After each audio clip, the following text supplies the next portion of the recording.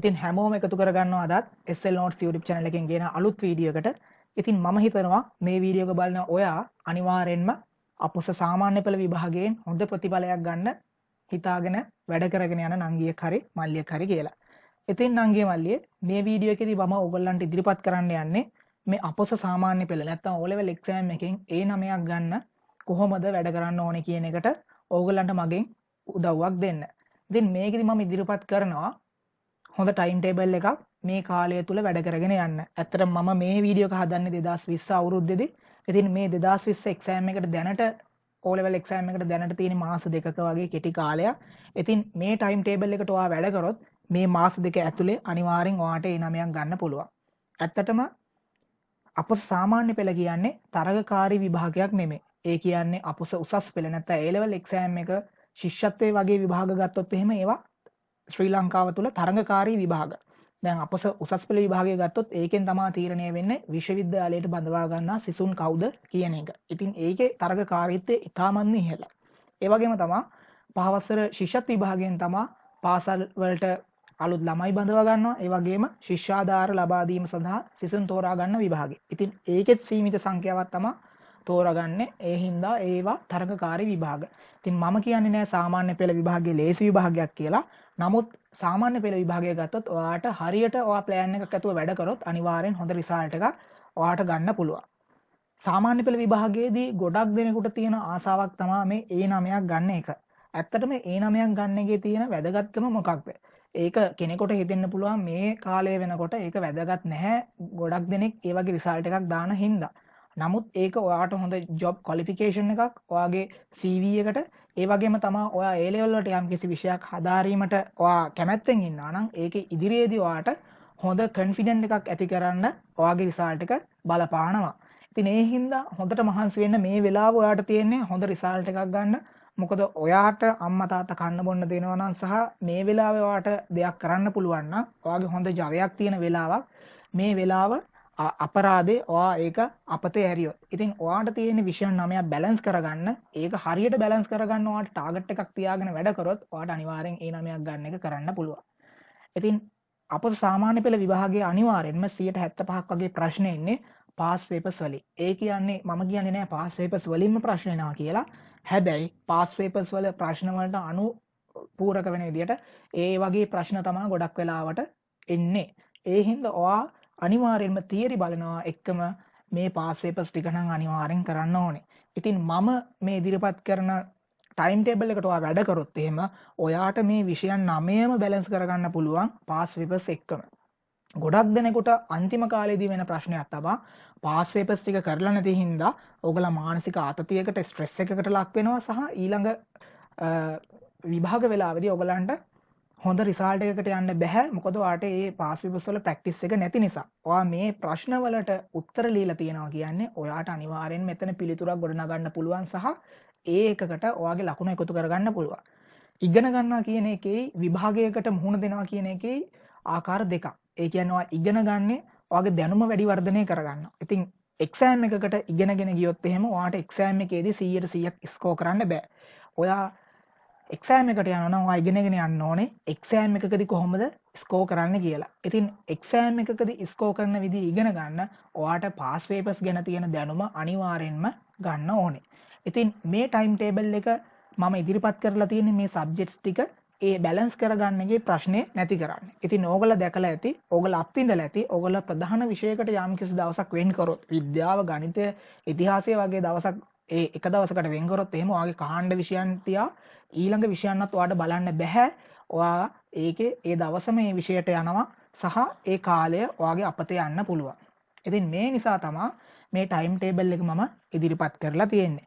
ඉතින් මේ time table එක ගත්තොත් එහෙම ඔයගලන්ට පේනවා මේ ටයිම් ටේබල් එක ගොඩක් බැලන්ස් කරලා තියෙන්නේ මේන් සබ්ජෙක්ට්ස් සහ කාණ්ඩ විෂයන් නැත්නම් බකට් සබ්ජෙක්ට්ස් ටික ඔක්කොම බැලන්ස් වෙන විදියට. මේ ටයිම් ටේබල් එක මම මගේ කමෙන්ට් සෙක්ෂන් එකෙත් පින් කරලා තියෙනවා. ඒ වගේම ඩිස්ක්‍රිප්ෂන් එකෙත් දාලා තියෙනවා ඩ්‍රයිව් ලින්ක් එක. ඔයගලන්ට ඩවුන්ලෝඩ් කරගන්න පුළුවන්. හැබැයි මේක මම මේ වෙලාවේ හදලා තියෙන්නේ මේ කොරෝනා සීසන් එක මේ කොරෝනා මේ වසංගතයේ හින්දා ඕගොල්ලෝ ගෙදර ඉන්නවා කියලා හිතාගෙන.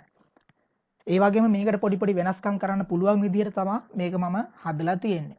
හැබැයි ඕගොල්ලන්ට පාසල් පටන් ගත්තාම මේක ප්‍රැක්ටිස් කරන්න බෑ ගෙදර ඉඳලා ඇත්තටම ප්‍රැක්ටිකලි. ඉතින් එතකොට මම අලුත් ටයිම් ටේබල් එක පාසල් පටන් ගත්තාම ඕගොල්ලන්ට ඉදිරිපත් කරනවා. ඉතින් එතකන් ඕගොල්ලන්ට මේක පාවිච්චි කරන්න මේ මාස දෙක ඇතුලේ එක මාසයක්වත් මේක ප්‍රැක්ටිස් කරොත් අනිවාර්යෙන්ම ඔයාගේ කොන්ෆිඩන්ස් ලෙවල් එක ඒ වගේම ඔයාගේ මේ තියරි දැනුම සහ ප්‍රශ්න වලට තියෙන ප්‍රැක්ටිස් එක වැඩි වෙනවා. ඒක මම ඔයාලට 100% පොරොන්දු වෙනවා. මේකේ මම බෙදලා තියෙන ටයිම් ෆ්‍රේම්ස් ගත්තට පස්සේ ඔයගලන්ට පේනවා පළවෙනි ටයිම් ෆ්‍රේම් එක උදේ 5 ඉඳලා 7 වෙනකන් තමයි තියෙන්නේ. මේකේ තියෙන විශේෂත්වය තමයි මම මේකේ අනිවාර්යෙන් පැය 6ක නිින්ද ඔයගලන්ට ලැබෙන විදිහට තමයි මේක ඩිසයින් කරලා තියෙන්නේ. ඒ නිින්ද අනිවාර්යෙන් ගන්න ඕගොල්ලෝ මගේ කලින් වීඩියෝ සීරීස් බැලුවා නම් එහෙම ඔයගොල්ලෝ දන්නවා මේ නිින්ද කියන එක කොච්චර වැදගත්ද මතකයේ තොරතුරු තැම්පත් කරන්න. ඔයා අලුතෙන් ඉගෙන ගන්න හැම දෙයක්ම ඔයාගේ නිින්දෙදි තමයි දිගු කාලින මතකයේ තැම්පත් වෙන්නේ.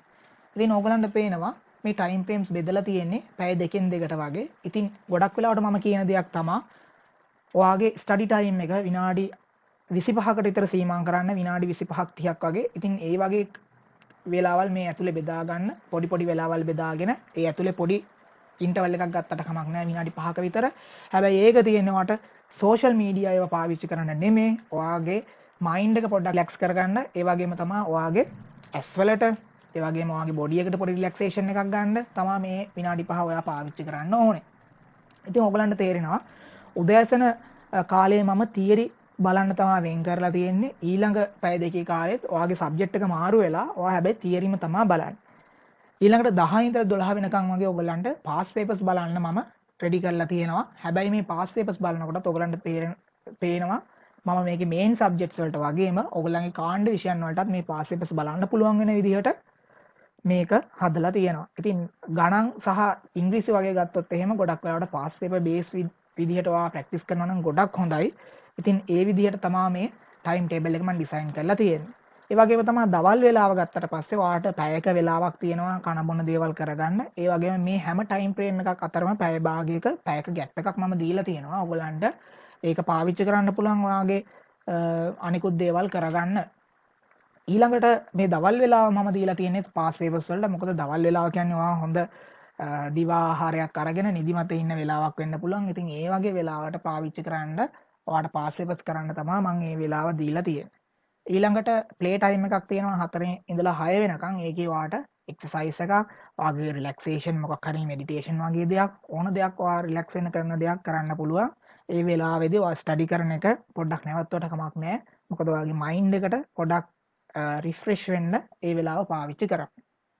ඒ වගේම තමයි ඊළඟට ගත්තොත් එහෙනම් ආයේ මම රාත්‍රී කාලයේදී 6-8 කියන වෙලාවවලදී පාස් පේපර්ස් වලට ඔයගලන්ට දීලා තියෙනවා.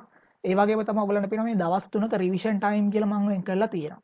මේ රිවිෂන් ටයිම් කියන දීලා තියෙන්නේ සමහර වෙලාවට ඔයාට ඔන්ලයින් ක්ලාසස් තියෙන්න පුළුවන්, ඉන්ඩිවිඩුවල් ක්ලාසස් තියෙන්න පුළුවන් මේ කාලය තුලත්. ඉතින් ඒ වගේ දවස් වලට ඔයාට මොකක් හරි මිස් වුණොත් එහෙම දැන් අපි කියමු සඳුදා දවසේදී ඔයාට තියෙන ක්ලාස් එකක් ඒකෙදී ඔයාට පැය දෙකක් මිස් වෙනවා.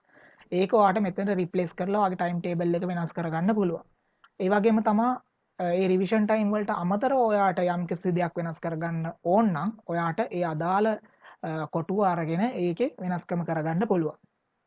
ඊළඟට 8:11 කියන එකේදී මම තියරි සහ පාස් පේපර්ස් බලන්න පුළුවන් වෙන විදිහට තමයි ඒක වෙන් කරලා තියෙන්නේ. ඉතින් ටිකක් රාත්‍රී කාලේට යනකොට ඔයාට නිදිමත ගතියක් එනවා. ඉතින් ඒ වගේ වෙලාවට ඔයාට පුළුවන් පාස් පේපර් එකකට යොමු වෙන්න තියරි බලන්නේ නැතුව. ඉතින් එතකොට ඔයාට මේක බැලන්ස් කරගන්න පුළුවන්.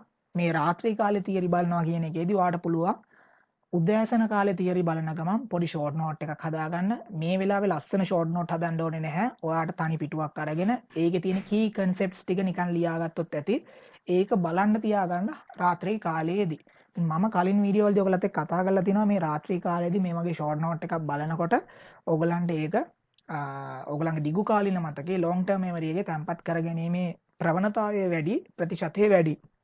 ඒ හින්දා තමයි මම මේ තියරි කන්සෙප්ට්ස් ටිකත් ඔයාට පල්ලෙහෙන් දාලා තියෙන්නේ. ඒ හින්දා ඔයාට පුළුවන් පොඩි ෂෝට් නෝට් එකක් හදාගන්න. ඔයාට බලන්න තියෙන කී කන්සෙප්ට්ස් ටික විතරක් ගන්න. ඒ ටික අරගෙන මේක ඩිසයින් කරගන්න. එතකොට ඔයාගේ වැඩපිළිවෙල සාර්ථක කරගන්න පුළුවන්. ඊළඟට මම 11 ඉඳලා 11:00 වෙනකන් දීලා තියෙනවා ප්ලෑනින් ටයිම් එකක් කියලා. මේ ප්ලෑනින් ටයිම් කියන එක දීලා තියෙන්නේ ඔයාට ඊළඟ දවසේදී බලන්න තියෙන විෂයන් වලට අවශ්‍ය දේවල් රෙඩි කරගන්න සහ ඔයාට යම්කිසි වෙනසක් කරන්න තියෙනවා නම් මේකේ ඒ දේවල් කරගන්න. ඉතින් සමහර විට ඔයාලට මෙච්චර වෙලාවක් ඒකට ඕනේ නැති වෙන්න පුළුවන්. ඉතින් ඔයාලට ඒ වෙලාවත් පාවිච්චි කරන්න පුළුවන් ඔගේ රිවිෂන් ටයිම් එකක් විදිහට. ඒ කියන්නේ ඔයා උදේ හදාගත්ත ෂෝ නෝට් එකක් ආයෙ බලන්න. එතකොට ඔයාට ඒ බලාගත්ත දේවල් වලින් වැඩි ප්‍රතිශතයක් ඔයාගේ දිගු කාලින මතකයේ තැන්පත් කරගැනීමේ හැකියාව තියෙනවා. ඉතින් අංගිය මල්ලේ මේ ටයිම් ටේබල් එක ප්‍රැක්ටිස් කරොත් අනිවාර්යෙන්ම ඔයාගේ කොන්ෆිඩන්ස් ලෙවල් එක සහ මේ අපස සාමාන්‍ය පෙළේ ඒ තියෙන විෂය පතේ ඔයාට තේරෙයි ඔයා කොච්චරක් දුරට ඉදිරියට යනවද කියලා. ඉතින් මේක ප්‍රැක්ටිස් කරොත් ඔයා අනිවාර්යෙන්ම ඇවිල්ලා මේකේ කමෙන්ට් එකක් දාන්න සතියක් දෙකක් හරි ඔයාට පුළුවන් කාලයක් ප්‍රැක්ටිස් කරන්න. ඊළඟට ඔයාට මොකක් හරි මේකේ වෙනසක් වෙන්න තියෙනවා නම් ඔයාට පුළුවන් මේක වෙනස් කරලා ඔයාගේ ටයිම් ටේබල් එකක් හදාගන්න. ඒ වගේම ඉස්කෝලේ පටන් ගත්තට පස්සේ මම අනිවාර්යෙන්ම ඔයගලන්ගේ මේ ටයිම් ටේබල් එක වෙනස් කරලා ඔයගලන්ට අලුත් ටයිම් ටේබල් එකක් මේ වීඩියෝ එකේම පින් කරනවා. ඒක ඔයාට ඇවිල්ලා මේ මාසෙදී ඒකත් ප්‍රැක්ටිස් කරන්න පුළුවන්. ඒ විදිහට මේ තියරි සහ පාස් පේපර්ස් කියන ඒවා ප්‍රැක්ටිස් කරොත් ඒ වගේම ඔයාලට පුළුවන් මේ පාස් පේපර්ස් වලට අමතරව මොඩල් පේපර්ස් ප්‍රැක්ටිස් කරන්න සමහරට ක්ලාස් වලින් දීලා ඇති සහ අධ්‍යාපන දෙපාර්තමේන්තුවෙන් නිකුත් කරන මොඩල් පේපර්ස් තියෙනවා. ඒවා කරොත් හොඳයි. මොකද ඒ ලෙවල් වලටත් ඒවට අදාළ ප්‍රශ්න ආපු නිසා. ඉතින් ඒ වගේ වැඩ කරගෙන ගියොත් අනිවාර්යෙන්ම මේ O level exam එකෙන් E9ක් ගන්න එක ඔයාට ගේමක් නෙමෙයි. ඉතින් ඊළඟ වීඩියෝ වලදී අපි කතා කරමු මේ එක් විෂය තුල කොහොමද අපි අපේ සාමාන්‍ය පෙළ විභාගයේදී සාර්ථක වෙන්නේ. මොකද මම කලින් කිව්වා වගේ ඉගෙන ගන්නවා කියන එකයි මේ එක්සෑම් එකේදී සාර්ථක වෙනවා කියන එකයි දෙකක්. ඔයා හොඳට ඉගෙන ගත්තට වැඩක් වෙන්නේ නැහැ. ඔයා පේපර් එකේදී සක්සස් වෙන්න දන්නේ නැත්තම්. පේපර් එකේදී ඔයා කොහොමද ස්කෝර් කරන්නේ කියන එක ලකුණෙන් ලකුණ ඔයා ප්ලෑන් එකක් නැතුව ගියොත් එහෙම එකපාර ලකුණු ගොඩම බදා ගන්න ගියොත් එහෙම ඔයා එතන ෆේල් වෙනවා.